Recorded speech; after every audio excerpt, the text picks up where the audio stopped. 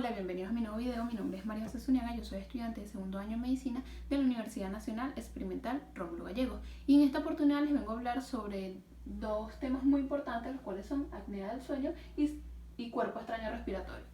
Vamos a empezar hablando sobre la apnea del sueño.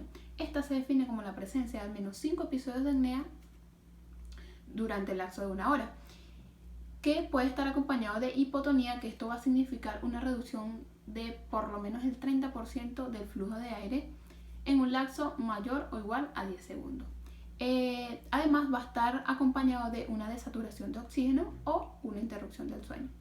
En cuanto al síndrome de apnea obstructiva del sueño, esta se va a basar en el cierre de las vías respiratorias altas durante la inspiración, que puede estar acompañado además de de despertares breves que van a poner fin al episodio de apnea.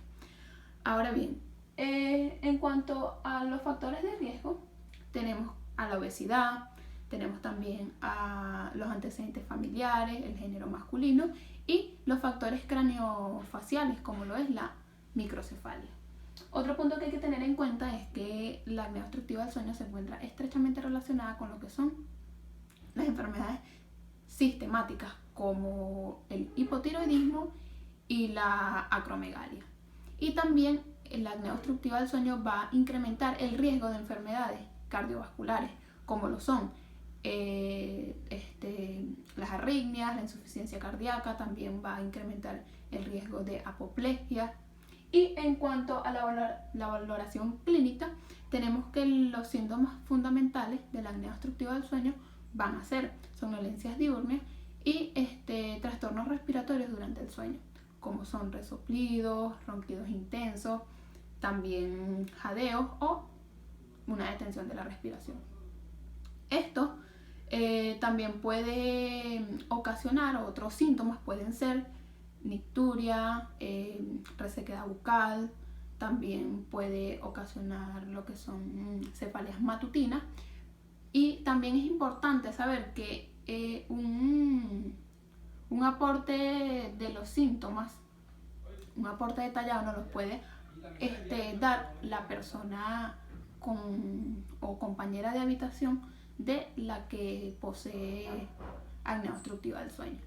Es importante saber también que el diagnóstico diferencial va a estar dado por las somnolencias relacionadas con las modificaciones laborales, los efectos farmacológicos, la depresión. Y en cuanto a la gravedad de la apnea obstructiva del sueño, esta se va a basar en la duración de los episodios de apnea o hipoapnea, en la intensidad de la somnolencia diurna, también se va a basar en la intensidad de los trastornos, en la intensidad de la saturación de oxígeno durante los trastornos respiratorios. También se va a basar en el grado de interrupción del sueño. Y en cuanto a la exploración física, esta se destaca en la valoración del índice de masa corporal y en la exploración de las vías respiratorias y de la mandíbula. También se va a valorar la presión arterial y se va a tener en cuenta toda enfermedad que esté estrictamente relacionada con la apnea obstructiva del sueño. En cuanto al tratamiento, tenemos que las recomendaciones son: si el paciente es obeso, reducir su peso. Si la persona consume alcohol, debe limitarse al consumo de alcohol.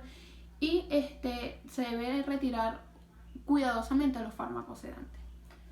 Ahora bien, en cuanto al tratamiento primario, se basa en el suministro de presión positiva continua en las vías respiratorias o CPAP. Esto lo que va a proporcionar es que las vías es una presión estable y ligera en las vías respiratorias para mantenerlas abiertas. Esto puede ser implementado mediante la mascarilla nasal o nasobucal.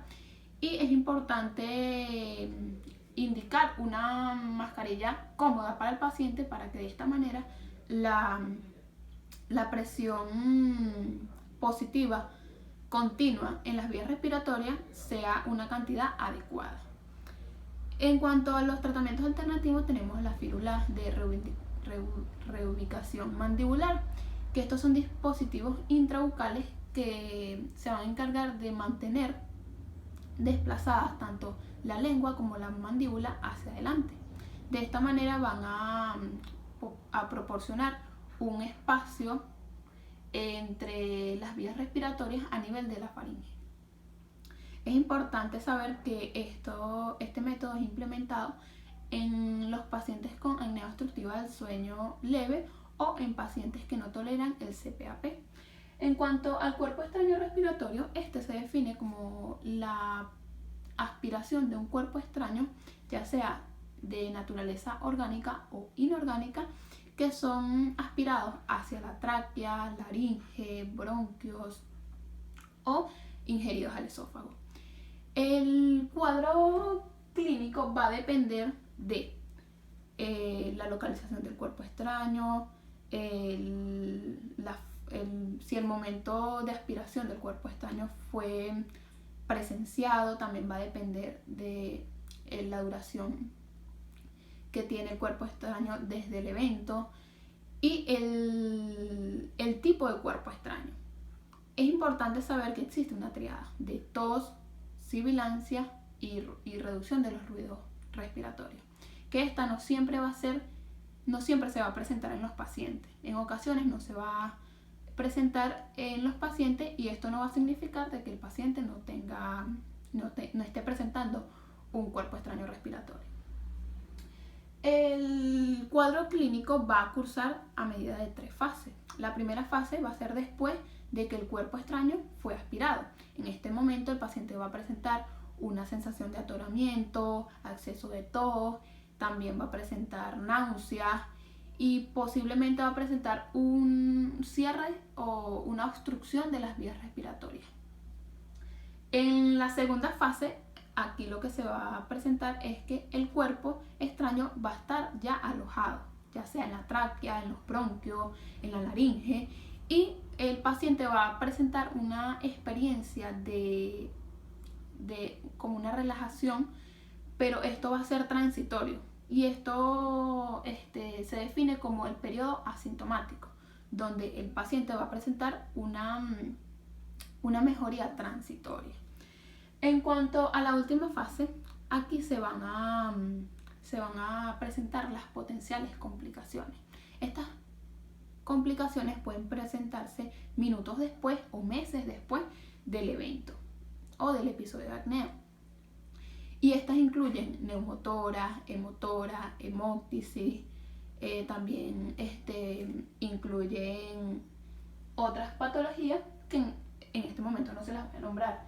En cuanto al diagnóstico del cuerpo extraño respiratorio, se va a basar en una detallada anamnesis al paciente.